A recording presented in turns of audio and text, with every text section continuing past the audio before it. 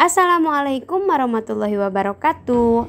Halo anak-anak kelas 7, kembali lagi dengan saya Bu Maya dalam mata pelajaran Ilmu Pengetahuan Sosial. Nah, kali ini tuh sebetulnya materi terakhir ya sebelum PTS, karena minggu depan kita sudah melakukan PTS genap. Nah, materi terakhir ini judulnya Peran Iptek dalam Kegiatan Ekonomi. Iptek itu kepanjangan dari Ilmu Pengetahuan Teknologi. Nah, ini dia yang akan dibahas di pertemuan kali ini. Yang pertama, ada pengertian dan dampak iptek. Yang kedua, peran iptek dalam menunjang ekonomi. Yang ketiga, peran kewirausahaan dalam ekonomi. Dan yang terakhir, nanti Bu Maya akan bahas tentang kisi-kisi PTS genap, yang dimana nanti kalian harus menyiapkan buku paket dan LKS-nya supaya ditandai di halaman berapa di bukunya. Oke, langsung saja kita bahas pengertian dari iptek. Iptek adalah ilmu pengetahuan dengan menggunakan teknologi atau mesin yang berkembang di kehidupan manusia guna untuk mempermudah memenuhi kebutuhan. Sekarang kita tahu nih ya, teknologi itu kan semakin hari semakin tahun semakin canggih ya. Otomatis segala teknologi yang kita tahu itu adalah yang menggunakan mesin. Mungkin dari sebagian kalian taunya teknologi itu hanya handphone, hanya laptop gitu kan. Nah, pokoknya ternyata teknologi ini segala sesuatu yang menggunakan mesin. Nah, motor, mobil itu disebut teknologi juga. Kemudian kalau ibu mencuci baju pakai mesin cuci, nah itu juga namanya teknologi sama ya. Oke, kita lihat dari dampak iptek seperti apa. Oke, kita mulai dulu dari dampak yang positif ya. Iptek yang positif yang pertama, dapat memenuhi kebutuhan manusia dan dapat membuat segala sesuatu lebih cepat dan mudah. Nah, udah jelas ya, ketika kita dihadirkan dengan teknologi, kebutuhan kita juga dapat terpenuhi. Kemudian bisa membuat segala sesuatu itu lebih cepat dan lebih mudah ya. Contohnya dengan kita mau keluar rumah, kita nggak usah jalan kaki, misalnya kita pakai mobil, kita pakai motor. Kemudian kita mau sekolah aja kan sekarang dengan sistem daring, dengan canggihnya teknologi ya, hanya menggunakan handphone atau laptop bisa mengikuti daring kayak gitu ya, kan jadi lebih cepat dan lebih mudah. Terus yang di bawahnya tuh ya yang masih positif. Yang kedua, dapat mempermudah untuk memperluas informasi serta menambah wawasan pengetahuan. Ya, kita sering lihat bahwa informasi yang beredar itu kan cepet banget ya, booming di Indonesia, viral. Maupun itu beritanya fakta atau hoax, pasti di Indonesia tuh bakal ada viralnya gitu kan ya. Jadi saking banyaknya orang yang menggunakan teknologi, maka informasi pun itu bakal cepet terkenalnya gitu ya, bakal cepat memperluas informasinya serta menambah wawasan pengetahuan. Ya, setiap kita ada yang nggak tahu, kita pasti nanya nih ke Google, apa sih artinya ini gitu kan. Nah, itu saking udah canggihnya teknologi, apa-apa kita bisa lihat dari Google seperti itu. Selain dampak positif, ada juga dampak negatif dari iptek. Yang pertama, mempengaruhi pola pikir masyarakat pada hal yang negatif. Nah, ini nih yang konten-konten remaja misalnya sering buka konten yang negatif. Nah, itu kan jadi mempengaruhi pola pikirnya ya, otaknya. Kemudian menyebabkan polusi, maksudnya dari kendaraan ya ini ya. Teknologi yang menggunakan kendaraan itu akan menyebabkan polusi. Semakin banyak menggunakan mobil, angkot sampai macet gitu kan ya. Motor juga gitu. Nah, itu akan menyebabkan polusi di mana-mana. Terus yang kedua, membuat orang semakin malas dan membuat kerusakan pada lingkungan. Kalau orang semakin malas, ya intinya lebih berleha-leha dengan menggunakan teknologi. Misalnya mau nyari makanan aja sekarang makan udah lebih canggih dengan GoFood misalnya ya, tapi itu jadi membuat orang-orang malas untuk bergerak gitu. Kemudian ada kerusakan pada lingkungan. Contohnya dari mesin industri nih. Industri sering banyak mengeluarkan sampah limbah yang dimana yang akhirnya jadi kerusakan di lingkungan sekitar ya. Itu dampak negatifnya iptek. Selanjutnya yaitu peran iptek dalam menunjang ekonomi. Nah, kegiatan ekonomi kan ada 3 ya. Yang pertama, produksi.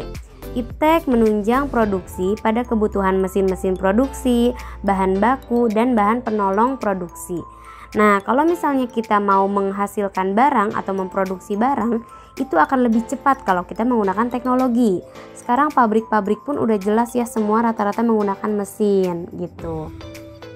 Yang kedua, kegiatan distribusi. Iptek dapat memberi kemudahan distribusi barang, memperlancar distribusi barang, dan mempercepat barang sampai ke konsumen. Nah, ini biasanya kan dengan kendaraan nih, mesinnya dari kendaraan. Semua barang yang disalurkan dari produsen kepada konsumen itu kan melalui distributor. Nah, ketika distributor menggunakan teknologi atau transportasi ya, berarti kan itu akan lebih cepat dibandingkan dengan harus jalan kaki. 3. Kegiatan konsumsi. Iptek memberikan kemudahan konsumen dalam pemenuhan kebutuhan serta dengan cepat konsumen mendapatkan barang. Ini udah jelas ya, kita sering melakukan transaksi menjadi seorang konsumen tapi kita menggunakan teknologi. Yang sering kita lakukan ya seperti kita memesan barang misalnya ya, lewat handphone, lewat aplikasi gitu ya. Nah, itu kan akan mempercepat barangnya sampai ke tujuan. Pembahasan selanjutnya yaitu peran kewirausahaan dalam ekonomi. Nah, siapa di sini yang mau jadi pengusaha? Nah, ketika kita menjadi pengusaha harus ada poin-poin yang harus kita perhatikan. Yang pertama, kita harus kreativitas ya, memiliki kreativitas. Kreativitas itu apa?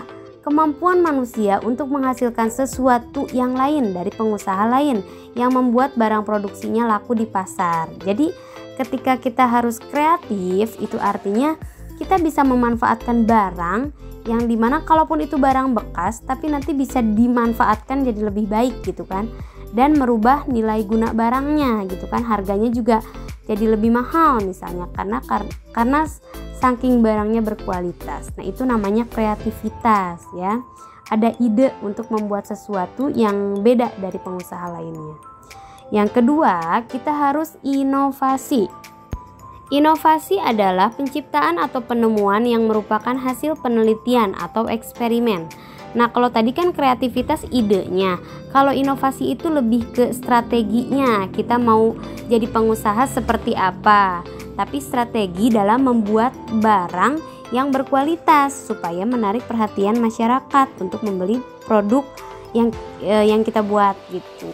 Seperti misalnya kita merubah modelnya, desainnya ya, desain dari produknya, itu kan namanya inovasi. Yang terakhir adalah jiwa pengusaha. Adalah orang yang memiliki potensi untuk berprestasi. Ia senantiasa memiliki motivasi yang besar untuk berprestasi. Yang namanya jadi pengusaha kan harus ada target ya, harus ada keberanian untuk mengambil resiko. Nanti tuh bakal dapat keuntungan atau rugi ya, lihat aja nanti. Yang penting berani dulu menjadi seorang pengusaha. Nah, kalau misalnya kreativitas tadi idenya, inovasi itu strateginya, jiwa pengusaha itu orangnya ya, yang dimana harus memiliki sifat-sifat yang berani ambil resiko yang besar saat menjadi seorang pengusaha.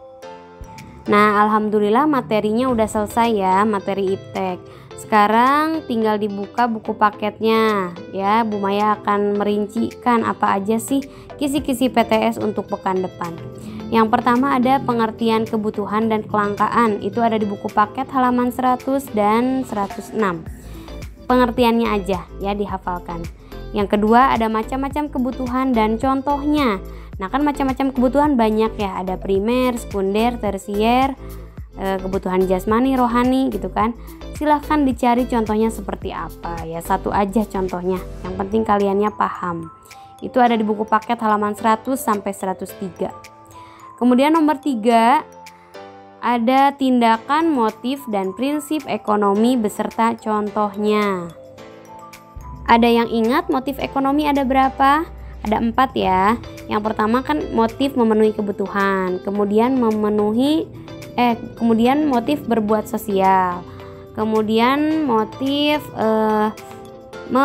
mendapatkan penghargaan, dan yang terakhir memperoleh kekuasaan.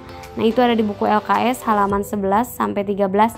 Yang penting mah kalian tahu contohnya saja untuk yang motif ya.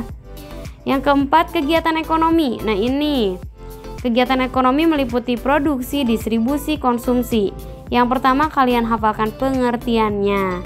Yang kedua, untuk produksi itu faktor-faktornya. Kalau distribusi, macam-macam distribusinya, cari tahu. Dan yang konsumsi itu macam-macam konsumsi ya, rumah tangga konsumen. Itu ada di buku LKS halaman 17 sampai 19, ditandai saja. Ya, yang penting mah pelaku dan pengertiannya udah paham kalian. Yang kelima, kisi-kisinya yaitu permintaan dan penawaran. Nah, ini ada di buku LKS halaman 21 sampai 24. Yang pertama dihafalin pengertiannya, kemudian pelakunya. Nah, pelaku permintaan tuh siapa? Pembeli atau penjual? Itu harus tahu ya, produsen atau konsumen gitu. Kemudian pelaku penawaran itu siapa gitu ya. Untuk kurvanya silahkan disimak aja, diingat aja. Kurva permintaan kan kodenya itu apa? D ya, demand. Kalau penawaran berarti S, supply. Nah, itu dibaca aja lah, diinget-inget aja kurvanya seperti apa.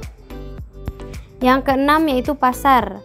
Nah, yang pasar silahkan dibaca yang pengertiannya, fungsi pasar sama macam-macam pasarnya. Itu lengkap ada di buku LKS halaman 25 sampai 27.